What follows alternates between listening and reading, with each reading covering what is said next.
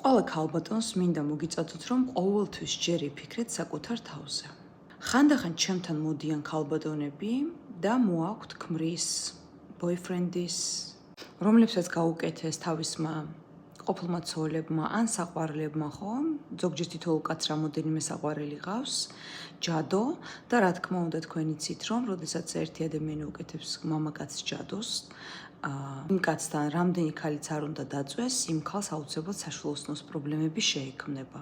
ჯანმრთელობის პრობლემები შეექმნება, დეპრესია, ანუ ერთ საკითხზე ვერასოდეს ვერ კონცენტრირდება, ეს იმას ნიშნავს, რომ საქმე მისი უკან დაიხევს, ნერვები, უძილობა და ასე შემდეგ. ხშირ შემთხვევაში ესეთ მამაკაცებს აქვთ გაკეთებული ნეკრომაგია, რაც საქართველოში ძალიან პოპულარულია. ადვილია ჩამარხო, მკითხავი არ გჭირდება, უბრალოდ ფოტო და გაამწარო ადამიანი. ზოგი მკითხავთან ერთად დახმარებით კიდე საშინელ რაღაცებს მარხავს შიგნით. როდესაც ქალბატონებს ვეუბნები, რომ თქვენ გაქვთ ნეკრომაგია, მესმის, რომ მამაკაცი ყველას უნდა, ჩემო მეგობრებო, ქმარი ყველას უნდა, საყვარელი ყველას უნდა რომ ხავდეს, ნუ ყველას არა რა თქმა უნდა, ვისაც ხავთ, მათ კიდევ უნდათ, მესმის რომ გიყვართ მამაკაცი.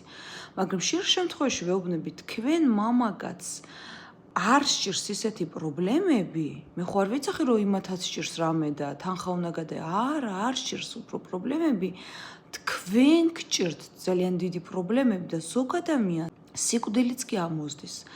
წესით და რიგით ჩვენ ვალდებულები ვართ, როდესაც ადამიანს სიშავე და სიკვდილი ამოსდის, უნდა ვუთხრათ, იმიტომ რომ შელამაზება და დამალვა იწვევს დროის გაყვანას და ცუდი შედეგების დადგომას. ამიტომ ჩვენ ჩვენთანთან ვალდებულები რომ ვიყოთ მაგიის წარმომადგენლები, უნდა ვთქვათ. მაგრამ რას აკეთებენ ეს ქალბატონები, როდესაც ვეუბნები, რომ თქვენ ძალიან ცუდი მდგომარეობა გაქვთ, ეს ადამიანები დასნეულებულები არიან, ნერვოზი, უბედურებაში შორთ.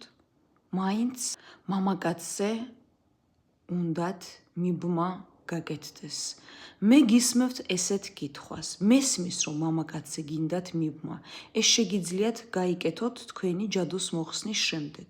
თუ მაინც და მაინც მე ისევ ის მამაკაცი მოგინდებათ ტოქსიური. მაგრამ მე თქვენ გისმევთ ესეთ შეკითხვას.